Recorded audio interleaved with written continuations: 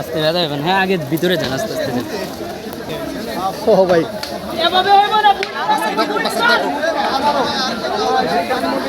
দেখো সিরিয়াস দেখো বাচ্চা